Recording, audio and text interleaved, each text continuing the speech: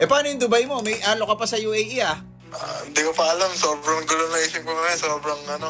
Eto na mga kabasketball, palaisipan nga ngayon kung bakit nga ba binura etong kontrobersyal na video ng PR head ng Strong Group kung saan sinasabi niya na nakatanggap ng offer mula sa New York Knicks etong si Kevin Kiambao para maglaro dyan nga sa NBA Summer League.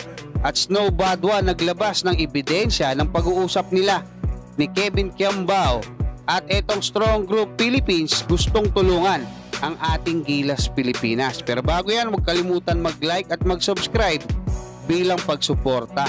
Dito nga sa bagong pasabog ni Snow Badwa sa kanyang Facebook ay sinabi niya na itong New York Knicks ay target paglaruin sa NBA Summer League si Kevin Kiambao.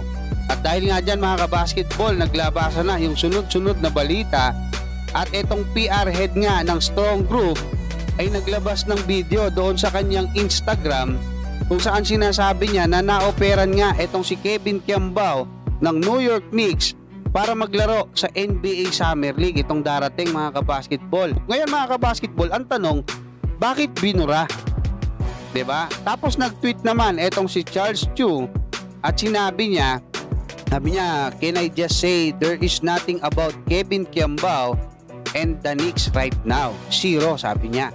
Pero ako, naniniwala ako kay Snow Badwa pero hindi ko naman kumbaga hinuhusgahan etong si Coach Charles Chu ng Strong Group, no, dahil hindi natin alam kung ano yung ibig niya sabihin at kung bakit niya sinasabi yan. So, waiting tayo. Hintayin natin mga kabasketball kung ano yung magiging sagot niyan kasi gabi na, no, madaling araw na actually itong ginagawa ko to. Tapos ngayon naglabas ng balita itong One Sports patungkol nga dyan. Ang masakit, ano siya, no? Merong emoji siya na kumbaga parang natatawa or parang ganun yung labas nito.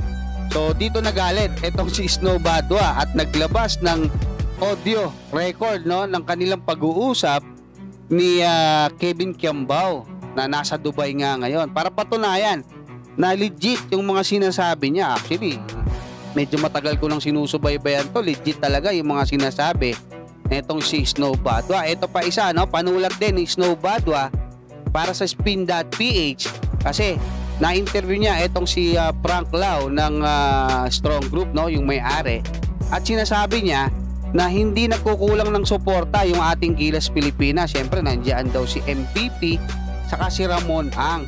Pero kung kakailanganin nila o hihingin yung tulong niya, no, hindi raw siya magnono. Kumbaga tutulong siya. Actually sinasabi niya na willing siyang tulungan yung Gilas na kunin si Dwight Howard diyan sa mga non-FIBA events kasi hindi pwede sa FIBA. Ito nga si Dwight Howard, nakapaglaro yan sa USA. At nabanggit nga ni Frank Lau na pwede itong si Dwight Howard diyan sa mga non-FIBA games, diyan sa SEA Games, sa Asian Games.